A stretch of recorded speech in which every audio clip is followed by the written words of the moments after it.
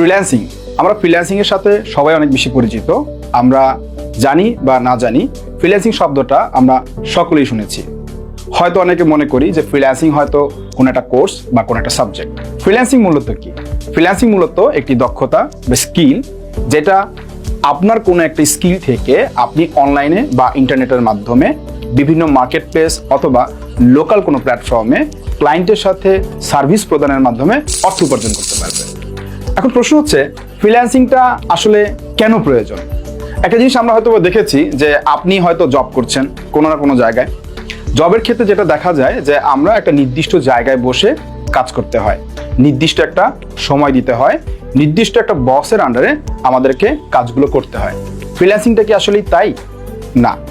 ফ্রিল্যান্সিংটা মূলত আপনার যে কোনো জায়গায় বসে জাস্ট আপনার একটা ল্যাপটপের মাধ্যমে এবং ইন্টারনেট সংযোগের মাধ্যমে আপনি কাজটা করতে পারছেন।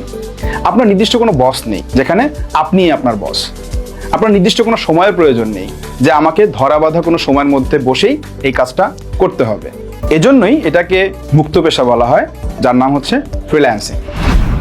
বর্তমানে সারা বাংলাদেশে সরকারি ও বেসরকারি তথ্য মতে ফ্রিল্যান্সারের সংখ্যা হচ্ছে 10 লক্ষেরও বেশি, যারা কিনা 2023 সালে প্রায় 11,000 কোটি টাকা আয় করেছে অনলাইন রেমিটেন্স যোদ্ধা হিসাবে, যাদেরকে আমরা বলি ফ্রিল্যান্সার।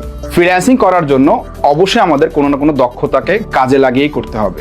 বর্তমান সময়ে ফ্রিল্যান্সিং সেক্টরে সবচেয়ে গুরুত্বপূর্ণ বা জনপ্রিয় বিষয় হচ্ছে ডিজিটাল মার্কেটিং। এছাড়াও রয়েছে ওয়েব ডেভেলপমেন্ট, গ্রাফিক্স ডিজাইন এবং ভিডিও এডিটিং। সুতরাং বর্তমান সময়ে আলোচিত যে বিষয়টা ডিজিটাল মার্কেটিং, এইটা সম্পর্কে আমরা অনেকেই হয়তো জানি। আমরা হয়তো মনে করি ডিজিটাল মার্কেটিং হয়তো ফেসবুকের কোনো মার্কেটিং বা সোশ্যাল মিডিয়াতে কোনো মার্কেটিং। আসলে ডিজিটাল মার্কেটিংটা কি?